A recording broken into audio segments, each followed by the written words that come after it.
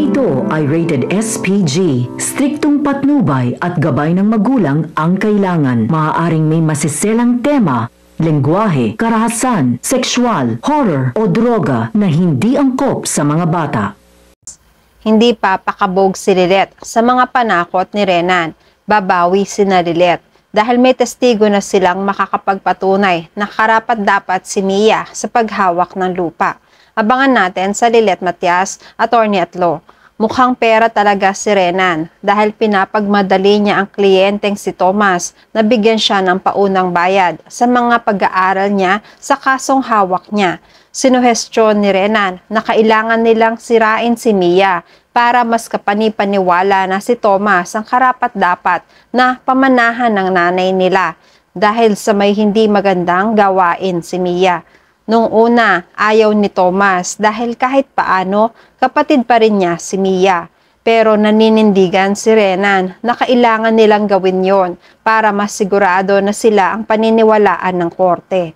Nag-isip ng malalim si Thomas. Samantala, patuloy rin ang pakikipaglaban ni Lilet at Mia.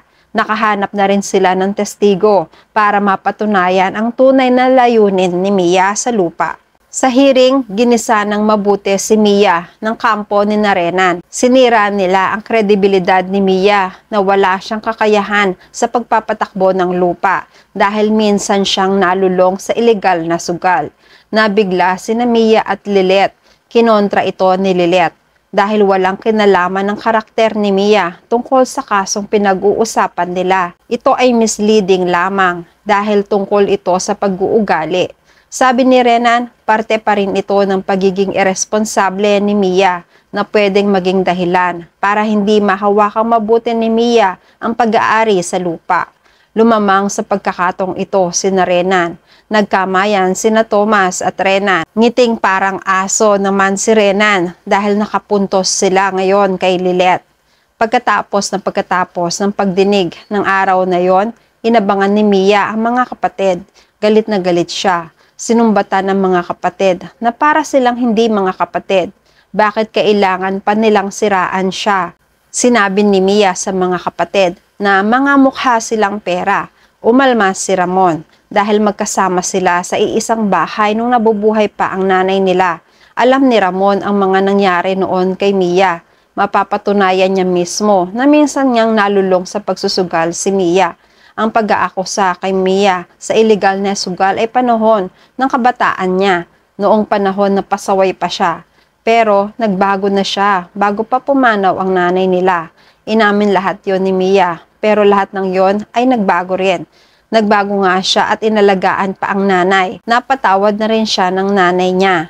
Wala si Thomas ng mga panahon na yon, kaya wala siyang karapatan na husgahan siya. Nagagalit si Renan, pero kalmado lang siya.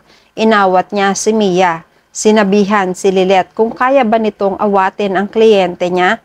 Hindi kasi pwede na kung gusto mo lang, pwede mo nang pigilan ang isang tao na gamitin ang sarili nilang pag-aari nang basta-basta ka na lang magdedesisyon kung ano ang pwedeng gawin dahil lang ikaw ang matagal nang nakatira dito.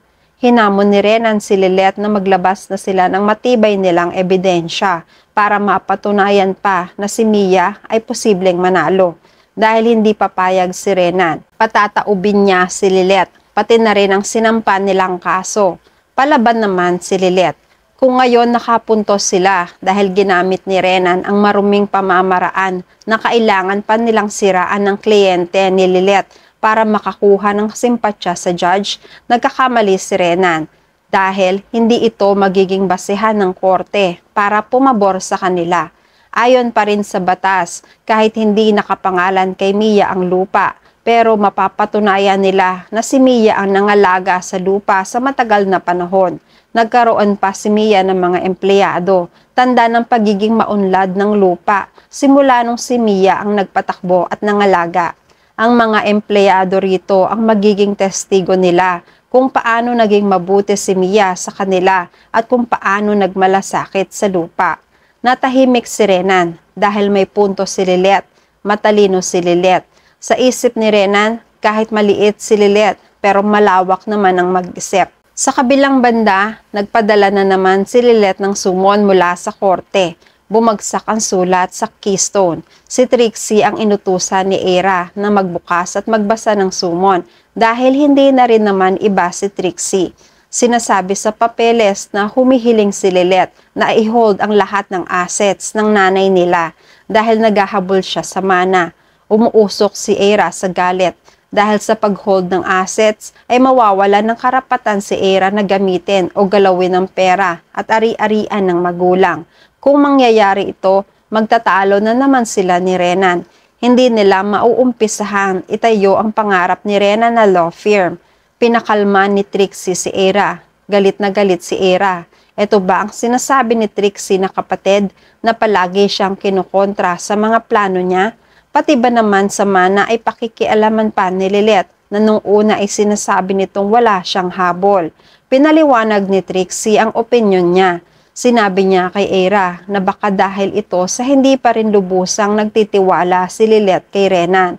Baka may nakikita si Lilith na hindi nakikita ni Era kay Renan. Sabi pa ni Trixie, kilala naman niya si Lilith. Hindi naman siya naghahabol sa kayamanan ng basta-basta o kahit sa anong pinansyal. Nagtataka nga si Trixie na bakit ngayon ay hinahabol ni Lilith. Malamang meron siyang malalim na rason. Nagtataka rin naman si Era pero hindi siya nakikinig sa opinyon ni Trixie. O baka talagang ginagalit lang talaga ni Lilith silang dalawa ni Renan dahil matagal ng kontra si Lilith kay Renan at walang tiwala rito. At yan ang mga pakakaabangan natin sa Lilith Matias, Attorney at Law. Please like this video and please subscribe to my channel at magkita-kita po muli tayo sa mga susunod pang episodes.